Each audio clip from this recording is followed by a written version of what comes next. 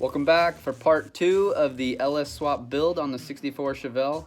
I got it actually right here behind me, the cammed LQ4. This is what all the work is going on for. This is all in preparation for this motor right here with a 4L80. So in part 2, I'm going to show you guys pretty much everything I did to gut out the interior and get that cleared out of the way, just in case we have to do some transmission tunnel mods.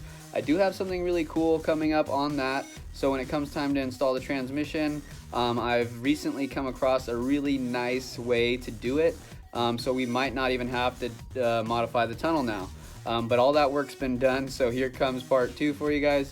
Thanks for tuning in, and feel free to leave comments below of any new stuff you might want to see or anything you'd like me to do differently for you. So thanks for tuning in, and let's get into it.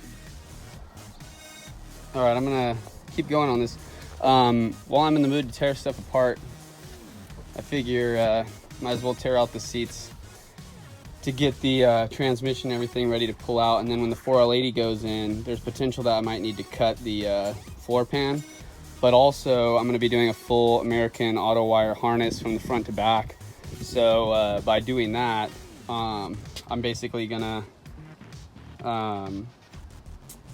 I'm gonna need all this stuff out of the way. So yeah, I'm gonna pull the back seat out.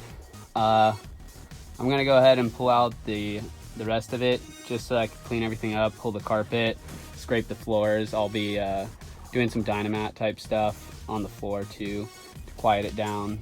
So yeah, I'm just gonna keep going on this. All right, just to show you guys how this comes out,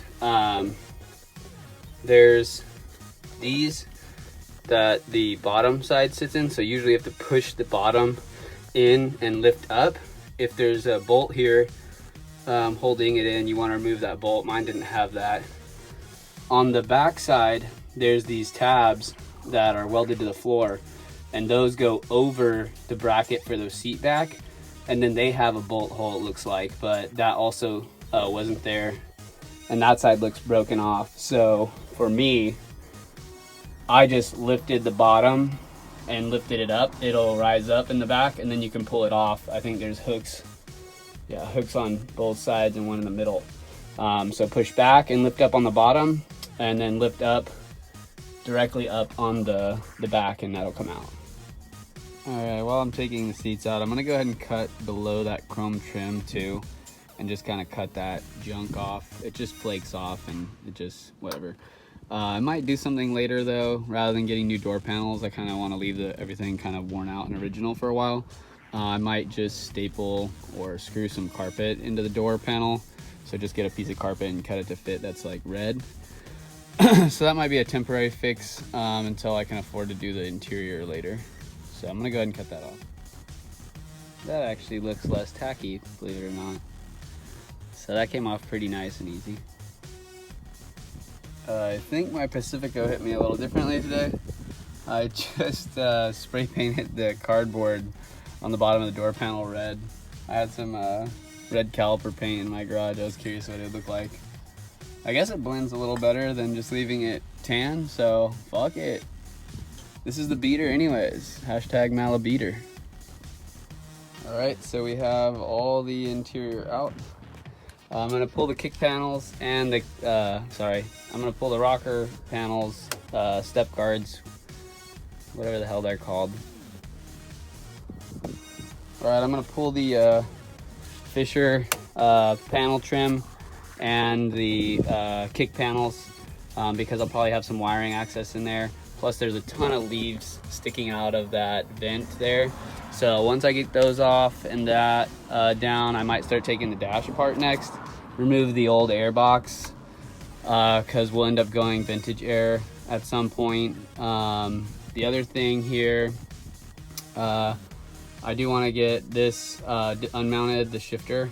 And then as far as the seats, what it took for the seats to come out was one bolt in the front, and then there's 2 bolts in the back.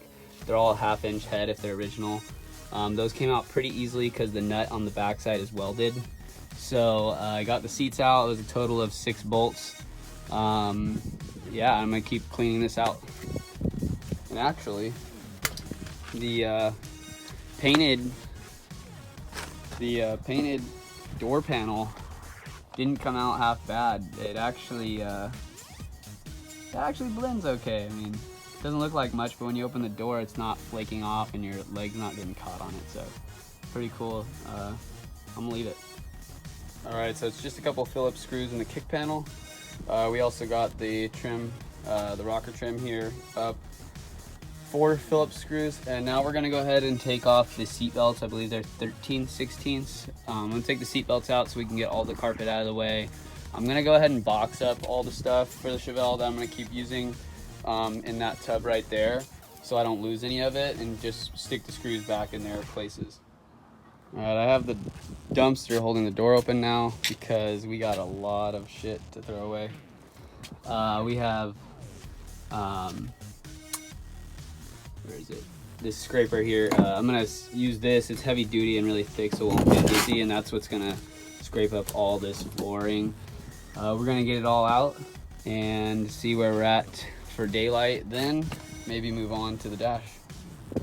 All right, here's the update. My back is killing me from crouching in here, but we found the floorboard, so we got everything cleaned up and out.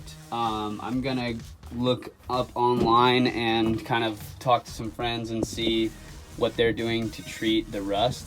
It's a pretty decent car. There's actually not too much going on. Those could use some reworking. The tabs for the seat, same like that one, is busted out. There's like a couple little holes here and there that were drilled through for whatever reason. And then this is probably the only real rusted through spot. So it's kind of rough that it's on a corner, but I might try and patch in a plate there. And then this piece here is going to be fun because we're potentially going to have to lift the tunnel up for the 4L80. But either way, that's going to need a nice little patch job there. So not too much welding that'll have to happen, but we definitely want to treat this floorboard really well before we lay down any sort of mat.